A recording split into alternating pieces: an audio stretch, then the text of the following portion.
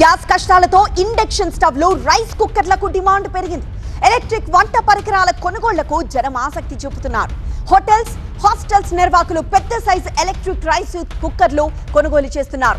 Public demand గా తగ్గుతున్నట్లు stock లేదంటున్నారు వ్యాపారులు. హైదరాబాద్ లో వాస్తవ పరిస్థితులు ఎలా ఉన్నాయి? మా ప్రిన్సిపల్ కరెస్పాండెంట్ జ్యోతి వివరాలు అందిస్తారు.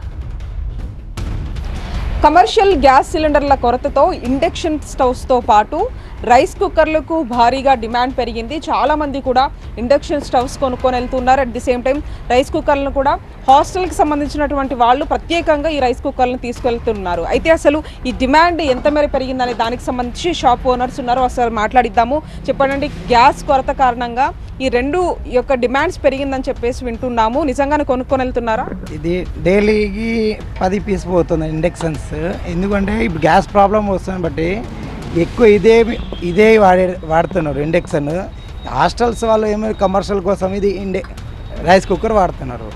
ఎందుకంటే గ్యాస్ మీద ఇదే వాడతారు రైస్ కోసం, ఇవి ఎమర్జెన్సీ కోసం ఇది తీసుకోబోతున్నారు. చాలా ఇబ్బంది అవుతుంది అందరికీ. దానికోసం ఈ రైస్ కుక్కర్ ఇండక్షన్ చాలా మాకు డిమాండ్ ఉంది. స్టాక్ కూడా లిమిటెడ్ ఉందండి.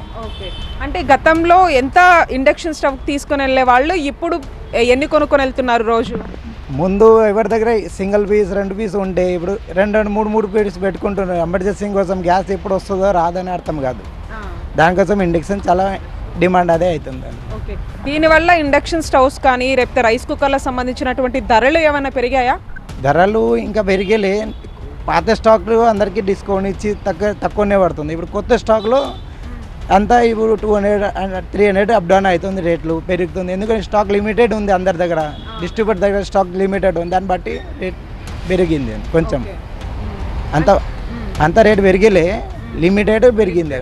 కానీ డిమాండ్ మాత్రం చాలా పెరిగింది. డిమాండ్స్ ఉందండి.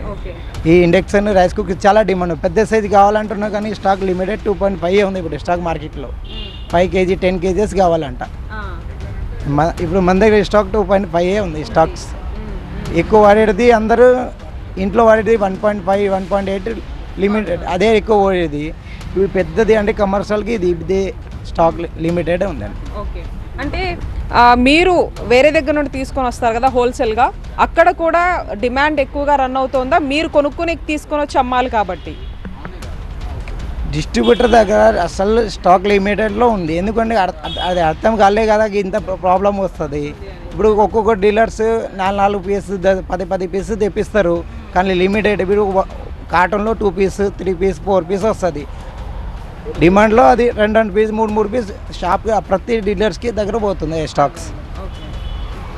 సో రైట్, మొత్తానికి ఇది పరిస్థితి. అంటే గ్యాస్ సిలిండర్ కొరత కారణంగా కూడా ఎక్కువగా అంటే ఎవరైతే హాస్టల్ కావచ్చు, హోటల్స్లో రైస్ సంబంధించి ఈ కుక్కర్స్ అయితే తీసుకుని వెళ్తూ ఉన్నారు. కానీ ఈ 2.5కి సంబంధించినటువంటి కుక్కర్స్ కూడా సరిపోవు.